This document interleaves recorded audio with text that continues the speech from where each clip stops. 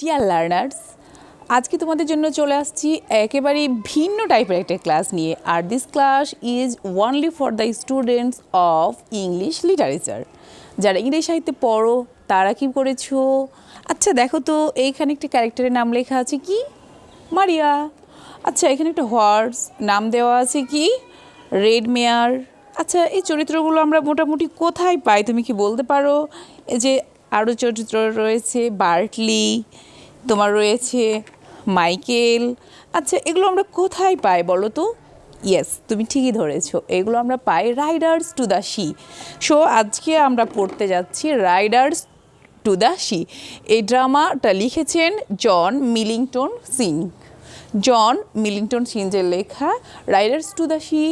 Yes, এই নাটকটা মূলত অ্যারান আইল্যান্ডে একটা কুটির, একটা তোমার ছোট্ট কুড়ে ঘর আছে, সেইখানের কিছু মানুষজন বা আইল্যান্ডের, অথবা দেখো যে Riders to the C, that means সমুদ্রের লোকদের জীবনযাত্রাটা কেমন হয়ে থাকে, ভাগ্যের নির্মম পরিহাসটা তাকে কিভাবে মেনে নিতে হয়, এই নিয়ে আমরা মানে ভাগ্যের চরম নির্মম পরিহাসের উপর ভিত্তি করে নাটকটা দেখে নিব। জন মিলিংটন সিঞ্জের লেখা। সো এই নাটকের মেইন ক্যারেক্টার কি? ইয়েস, নাটকের মেইন ক্যারেক্টার হচ্ছে মিডিলে রয়েছে দেখো মারিয়া। এই যে তোমরা দেখতে পাচ্ছ এখানে মারিয়া। মারিয়া হচ্ছে একটা ফিমেল ক্যারেক্টার। ইয়েস, মারিয়া হচ্ছে একটা ফিমেল ক্যারেক্টার, এই নাটকের হিরোইন। বাট এখানে হিরোইনটা কিন্তু তোমাদের মতো ইয়াং লেডি কোনো হিরোইন না, বা আমরা সিনেমায় যেরকম ইয়াং লেডি দেখি এমন কিছু না। উনি হচ্ছেন একজন মা, তার রয়েছে দুই মেয়ে। আমরা দেখতে পাচ্ছি দেখো যে এখানে রয়েছে নোরা ছোট মেয়ে, আর বড় মেয়ে আছে ক্যাথলিন। হ্যাঁ, দুই মেয়ে আছে। আমরা যে দুইটা ছেলেকে তার মোটামুটি বেশি জানতে পারি, দেখতে পাই, মাইকেল আর বার্টলি, তারা রয়েছে। সো এটা কিন্তু আমাদের কোনো ইয়াং নায়িকা না। মারিয়া হচ্ছে এই যে এখানে দেখো শন, সেমাস, স্টিফেন, প্যাচ, মাইকেল, বার্টলি, এই 6 ছেলে আর 2 মেয়ে ক্যাথলিন আর নোরা, এ 8 সন্তানের মা হচ্ছে মারিয়া। তো মারিয়া হচ্ছে যে সমুদ্র উপকূল অ্যারান আইল্যান্ডের একটা কুটিরে বাস করে। তো মারিয়ার শ্বশুর, তার হাজব্যান্ড, এরা সবাই সমুদ্রে মারা গেছে। ইভেন তার এখানে যে প্রথমে 4টা ছেলে দেখতে পাচ্ছ, শন, আমরা আসলে মারা গেছে শো ক্রস করে দিতে পারি, সীমাস, স্টিফেন, প্যাচ, এরাও সমুদ্রে মাছ ধরতে গিয়ে মারা গেছে। এবার অবশিষ্ট রয়েছে মাইকেল আর বার্টলি। তো নাটকটা যখন তোমার শুরু হচ্ছে তখন কিন্তু মাইকেলও অ্যাবসেন্ট, বিকজ তার 9 দিন মতো আগে মাইকেলও সমুদ্রে মাছ ধরতে গিয়েছিল এবং সেখানে মাইকেল মারা যায়।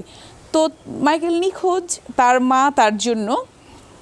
এবার দেখো যে মারিয়া কি করছে, মাইকেলের জন্য ওয়েট করছে, অপেক্ষার দিন গুনছে, 9 দিন হয়ে যাচ্ছে। এবার মারিয়া মানে একটু রেস্ট নিচ্ছে, তার এই যে কটেজের মধ্যে সে শুয়ে আছে, একটু রেস্ট নিচ্ছে, বাট সে ঘুমাতে পারছে না, because she is exhausted, she is disturbed. তবে সে কিন্তু অনেক বেশি হতাশ, ডিসঅ্যাপয়েন্টেড, তাই সে ঘুমাতে পারছে না।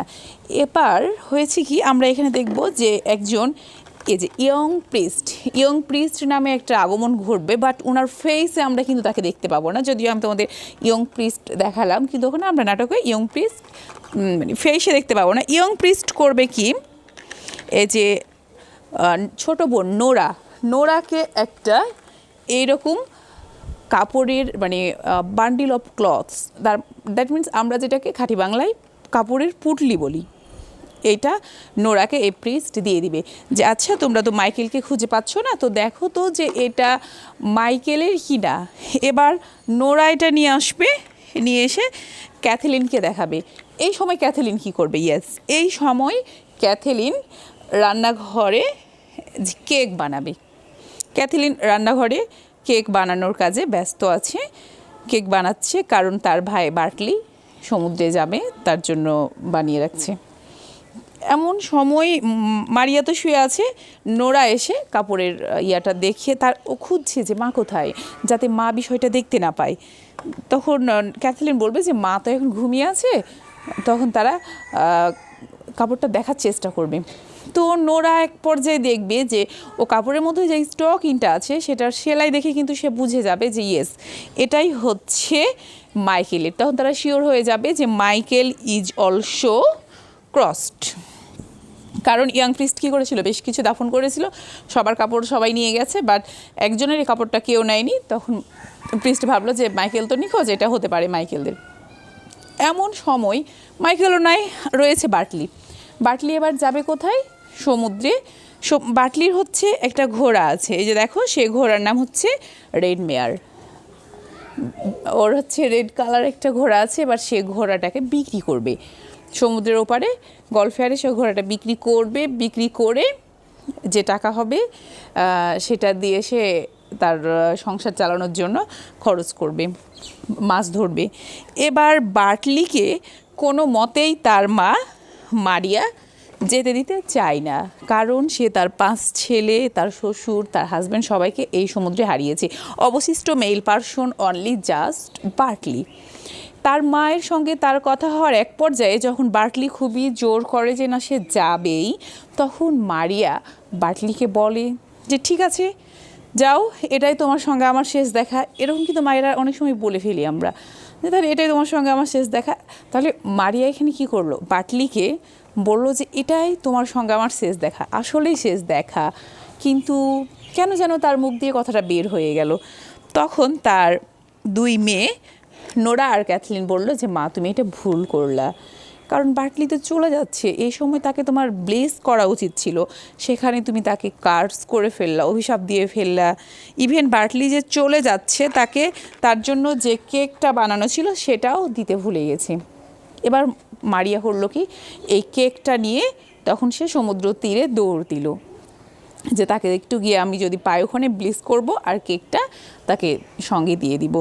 কিন্তু মারিয়া যেটা দেখলো সেটা সে আর বার্টলিকে ওই জায়গায় আর পেল না।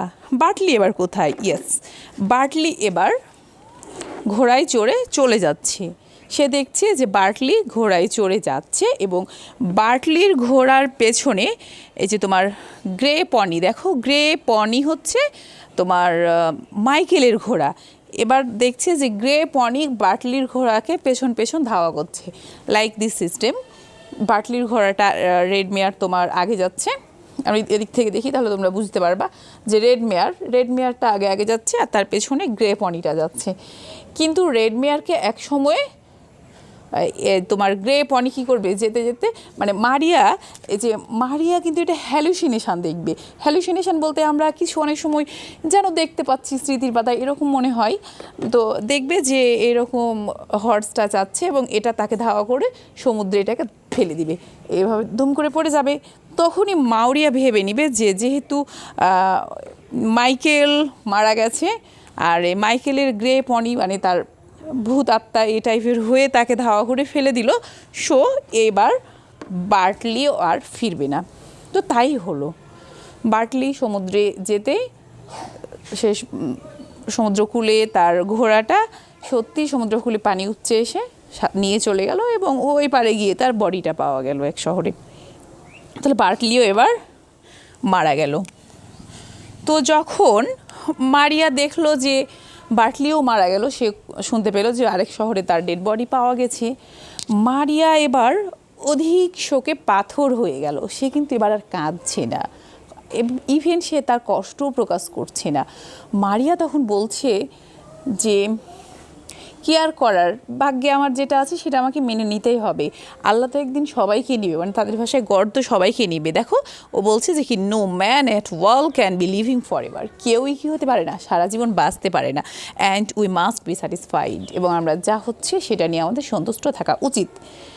তো মারিয়া আরও থিঙ্ক করবে যে যাক, এখন আর কারোর জন্য আমাকে রাতে ঘুম হারাম করে ওয়েট করতে হবে না যে আমার হাজব্যান্ড আসছে, শ্বশুর আসছে, বা আমার ছেলেরা সমুদ্র থেকে আসছে, বা আমাকে কারোর জন্য আর প্রেও করতে হচ্ছে না যে হ্যাঁ তারা যাতে ঠিকঠাক ফিরে আসে, আমি বরং এখন নিশ্চিন্তে ঘুমাবো।